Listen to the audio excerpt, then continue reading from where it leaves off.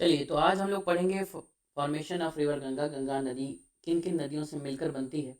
तो जैसा कि हमने नॉर्मली पढ़ा होगा कि गंगा नदी जो है वो गंगोत्री से आती है।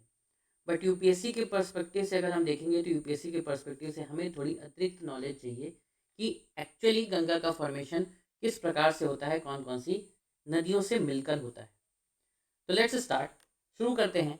तो सबसे पहले अगर आपको ये चार जगह दिख रही होंगी। एक दिख रहा है आपको यमुनोत्री, यमुनोत्री, गंगोत्री, केदारनाथ एंड बद्रीनाथ। तो बद्रीनाथ में ग्लेशियर है सतोपंथ ग्लेशियर। कौन सा ग्लेशियर है? सतोपंथ ग्लेशियर। इस सतोपंथ ग्लेशियर से निकलती है अलकनंदा रिवर। कौन सी रिवर निकलती है? अलकनंदा रिवर। तो सतोपंथ ग्लेशियर से निकलती है अलकनंदा रिवर। केदारनाथ, केदारनाथ में है ग्लेशियर जिसका नाम है चोराबारी। तो चोराबारी ग्लेशियर, चोराबारी चोराबारी ग्लेशियर से निकलती है मंदाकिनी नदी। फिर गंगोत्री, गंगोत्री में ग्लेशियर है गौमुख, जिसे हम कहते हैं गौमुख। तो गौमुख से निकलती है कौन सी नदी? तो गौमुख से निकलती है हमारी भागीरथी। कौन सी निकलती है? Bhagirathi. Is it clear? And Yamuna, Yamuna, Yamunotri से निकलती है यमुना। और यहाँ पर जो ग्लेशियर है उसका नाम है बंदरपूछ। क्या नाम है? बंदरपूछ। ठीक है। तो चार जगह सबसे पहले याद करिए। बद्रीनाथ, बद्रीनाथ में है सतोपंथ ग्लेशियर और सतोपंथ ग्लेशियर से निकलती है अलकनंदा।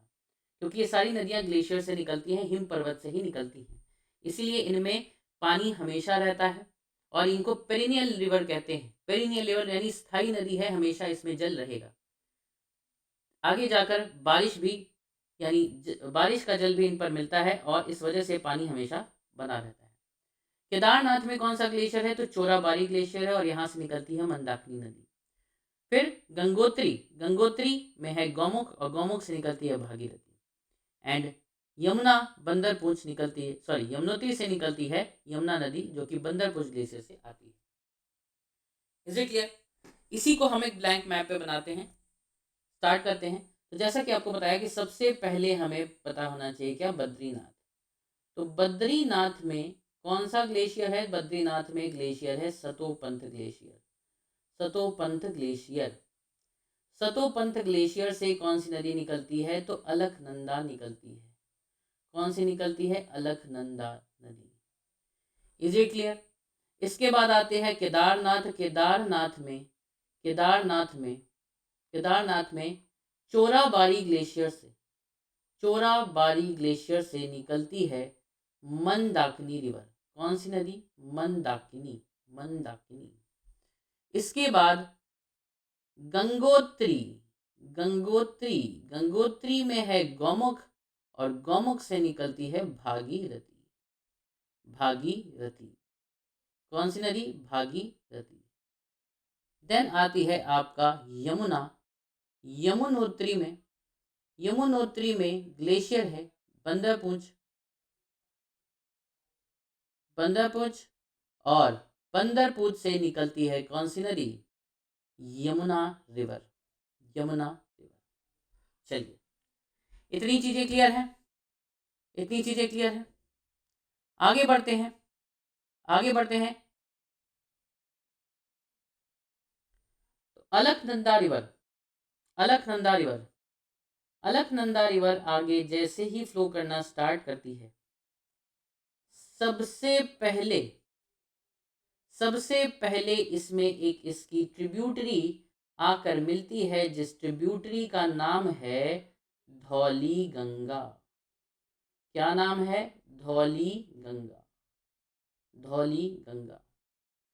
धौली गंगा जिस स्थान पर आकर मिलती है, धौली गंगा जिस स्थान पर आकर मिलती है, उस स्थान को क्या बोलते हैं? उस स्थान को बोलते हैं विष्णु प्रयाग। क्या बोलते हैं? Vishnu Prayag. Is it clear? फिर से ध्यान दीजिएगा।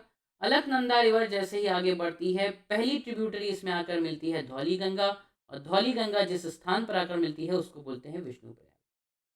यहां से अलकनंदा और धौली गंगा मिलकर आगे बढ़ती हैं, मिलकर आगे बढ़ते हैं और इनमें तीसरी नदी आकर मिलती है।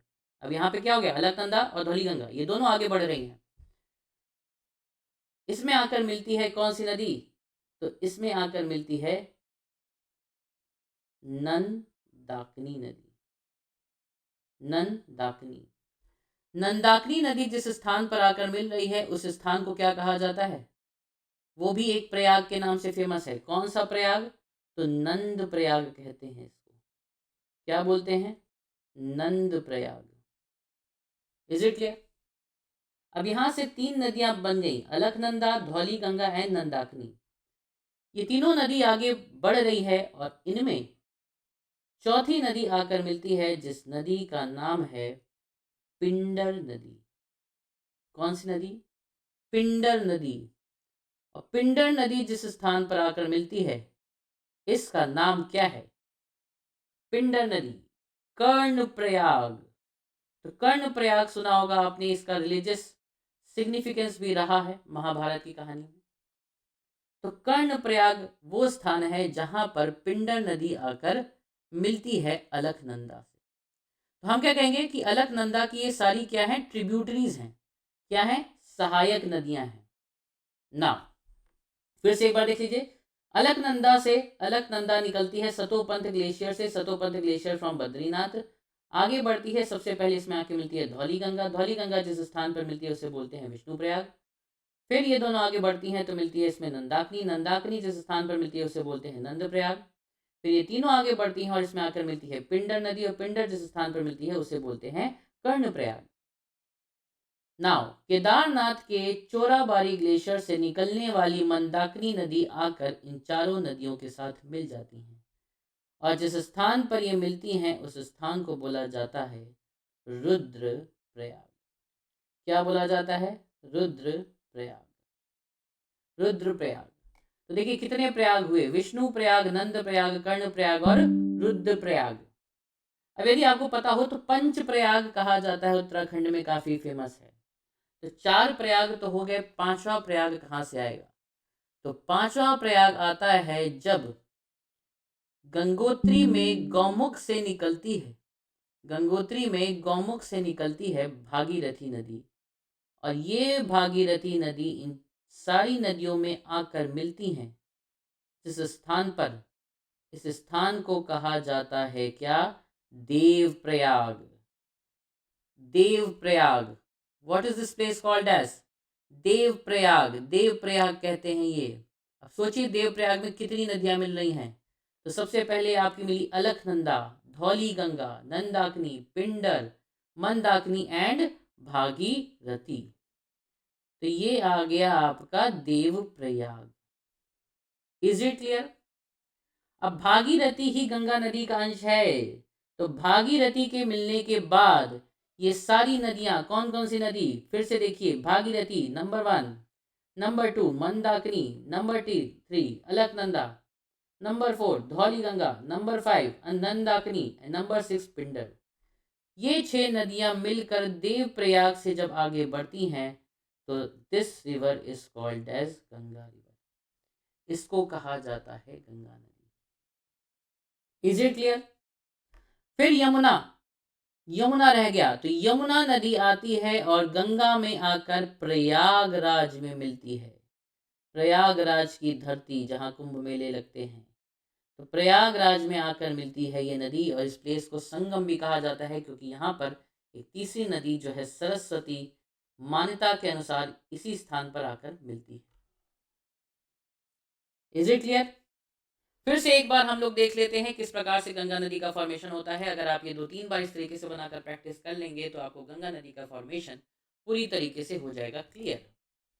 तो फिर से हम देखेंगे, तो सबसे पहले हम देखेंगे कि बद्रीनाथ से निकलती है अलकनंदा रिवर। अलकनंदा, अलकनंदा आगे बढ़ती है तो इसमें सबसे पहली नदी आके मिलती है धौलीगंगा। कौन सी? धौलीगंगा। अलकनंदा कौन से ग्लेशियर से निकल रही है? तो ये सतोपंथ से निकल रही है। सतोपंथ ग्लेशियर। सतोपंथ ग्लेशियर कहाँ पर है? तो ये बद्रीनाथ में है।